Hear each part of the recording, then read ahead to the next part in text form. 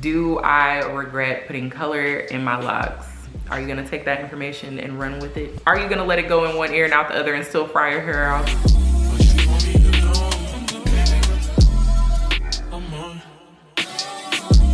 Hello beautiful people, and welcome back to my channel, Simply Kee Samone. If you are new here, I want to say welcome, and if you're returning, I want to say welcome back.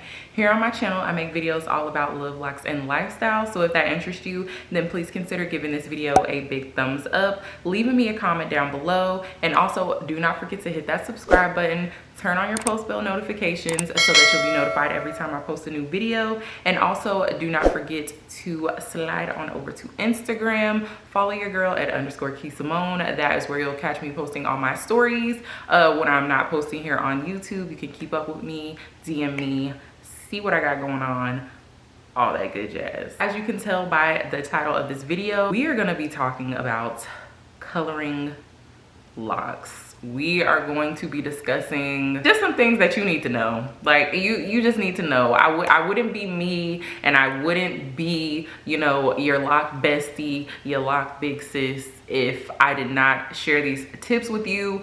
Just some things I feel like you need to know, some things that need to be considered before you color your locks. If you are thinking about coloring your locks, or if you're just adding highlights like I did, then just keep on watching. So I'm going to give you all my tips, and then I'm also just going to give you my insight, my personal experience.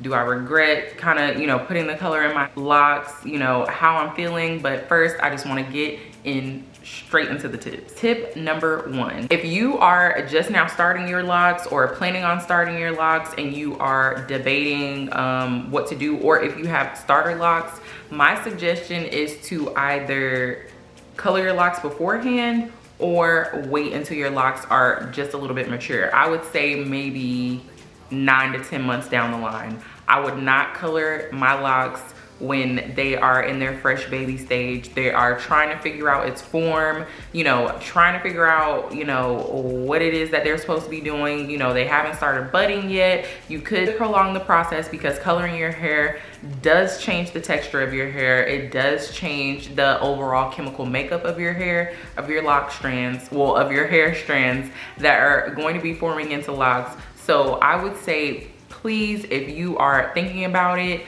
and you are in those beginning stages, please be sure to either color your hair beforehand or after, a little bit later on when your locks have just a little bit mature. You don't have to wait too long, but just make sure that they're stable, they're not unraveling by themselves. You got some pretty solid budding going on, and that should be around maybe like the 9th or 10th month, or so it was for me and my hair texture. So please make sure to keep that in mind. If you are not already locked and your locks are, you know, somewhat mature and you want to start out, go ahead and get that lock coloring, or get your hair colored beforehand, or just take the risk of waiting, or just wait the time of waiting. I know a lot of people are not super patient when it comes to their hair locking. So if that's something you want to do, just make sure you go ahead and get that out the way beforehand. Tip number 2, do your research. Please do your research. Don't just go run to the store, run to Walmart, run to anywhere and just grab any old box dye. Either do your research or go to a professional. It has to be one or the other. Me personally, in my experience, I actually, in the past, about 10 years ago now, I went to cosmetology school, and I actually had my cosmetology license. I was working in the industry not for very long before I joined the military, but I do have that experience under my belt. And you know, I still went and did my research, you know, just learned what it is that needs to be done, what doesn't need to be done, what's the right thing to do, what's the, you know, bad thing to do, and just learn all the risks to all the steps that I'm taking. Especially when, like I said, when you're putting chemicals in your hair, you do not know what the outcome is going to be. What you see on the box is not going to be what you get, and the brands do matter, the types of color do matter, the types of bleach really do matter. So if you are a type of person that does not care to do all of that work, research, your due diligence, please go to a professional, or please just at least go to get a consultation from a professional just to get their professional opinion. They do know what is best for your hair. And the last thing you want to do is either ruin your locks or have to do a whole bunch of work just to get your locks back to where they were beforehand. So please just take the time, do the research, or just go talk to a professional. Trust me, it's going to be worth it. Your hair is worth it. Okay, tip number 3. This is a must, like capital M-U-S-T. You must have a daily or every other day lock moisture routine. I understand that locks can be such a low maintenance hairstyle, but you have got to moisturize your locks. Whenever you color your locks, and especially bleaching them, you are literally exploding the hair cuticle. All of the natural moisture is going to be seeping out of your hair cuticle, which in turn is why after you get your hair colored or after you get your hair bleached, hair tends to feel very brittle, hair tends to be more prone to breakage, and especially with locks, because there is so much built up, you know, dead hair and matted hair, that it's easier for your hair to become very, very dry and very, very brittle. To combat this, you must be consistent in your lock moisture routine. Me personally, I like to spritz my hair with warm water daily, then go in with my liquid conditioner, and then go in with, which is like a hydration spray, not really like a leave-in conditioner, like a thick conditioner, but some sort of leave-in conditioning spray. This could be something with rose water. This could be something with aloe vera juice. This could be any other concoction that you mix up or a product that you've brought from the store, and then I seal it all in with an oil. This is my go-to method. My hair never feels brittle and dry. I promise you. Like, I know a lot of people come on here and they be like, oh, my hair is luxurious. No, my hair is never dry. My locks always feel like they have life in them. And even if you don't do this routine every day, every other day is just fine. It also just depends on, you know, how your hair retains moisture. Which leads me into my 4th tip. Make sure that you are also doing research on your hair texture and your hair porosity. Your hair texture and your hair porosity really, really plays a part when it comes to moisturizing, because that is gonna determine how your hair retains moisture. That's gonna determine what type of products, what type of oils, what type of just anything that you're gonna put into your hair. It will let you know or serve as an indicator on how your hair is going to react to it, and that is very, very important. I've heard so many times that, you know, products that I show on my channel, maybe it might not work for some people, but that's because our hair textures are different and our hair porosities are completely different. You know, someone with fine textured hair is going to need maybe much more lighter products than someone with super, super thick, coarse hair. So make sure that you're doing your research just on the hair texture itself and just learning what are the different, you know, hair porosities. That is gonna play a big part in how your locks retain moisture and what they really need, what type of products they need, what type of oils, all of those things. And another thing, it can help you save money as well if you are investing in, you know, creating mixtures of your own or also buying products, because let's just be honest, nothing is expensive in today's world, okay? So you do not want to go around just buying a bunch of products, and they just don't seem to work for you. If you just take the time to, you know, do that research beforehand, you will save a lot of time and money, because you will already know what your hair needs, what your locks need to thrive and retain moisture. Okay, so tip number 5, that's 10.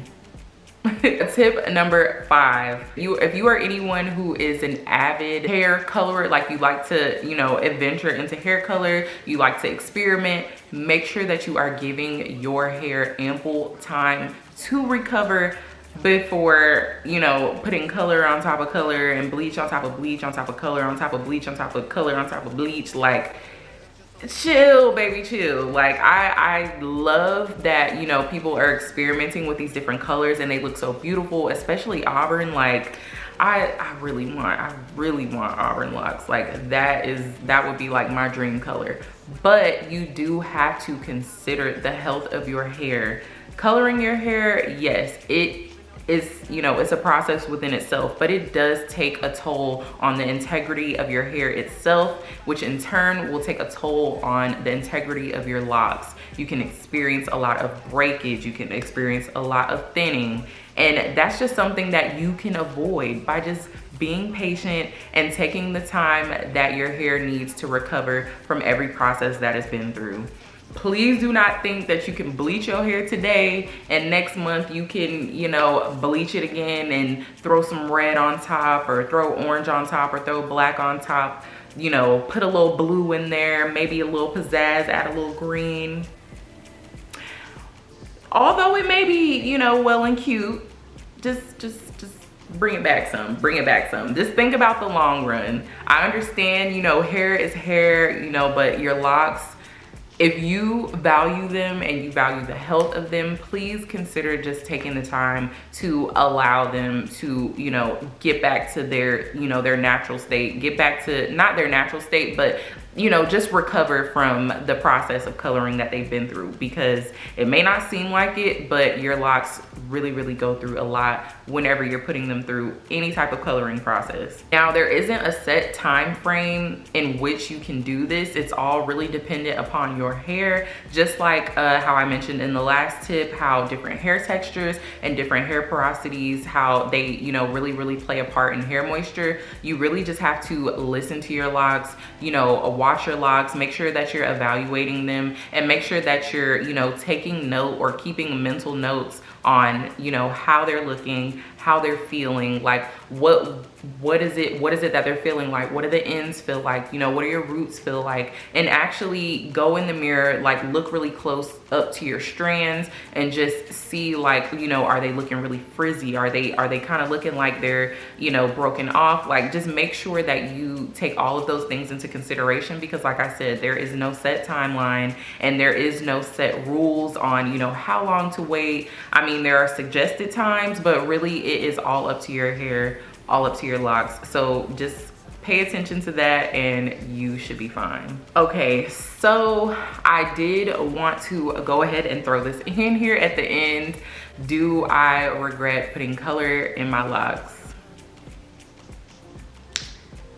The answer to that question, no, I do not regret putting color in my locks, all because of these tips that I am sharing with you all. I made sure that I was very well versed in this information, and I made sure that I've been taking care of my hair afterwards as well as prior, and I have had no issues with breakage, thinning, dryness, any of that. Now, I do know and am aware that I've only have highlights. It's not like I colored my entire head, but it is a good indication of what would happen if I did color my entire head, because I did consider that, and that was you know, a thought of mine for a moment.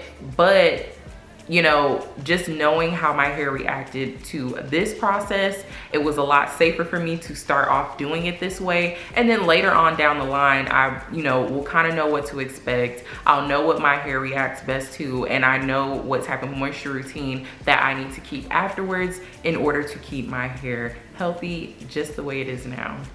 And just for anyone who has not seen my lock color video, I will make sure that I link it up in the cards, but I will just give y'all just a quick little close-up of my lock color. And I did this at home by myself. My locks are super moisturized. They still feel very healthy. I have not had any issues, and I am super happy with how everything turned out.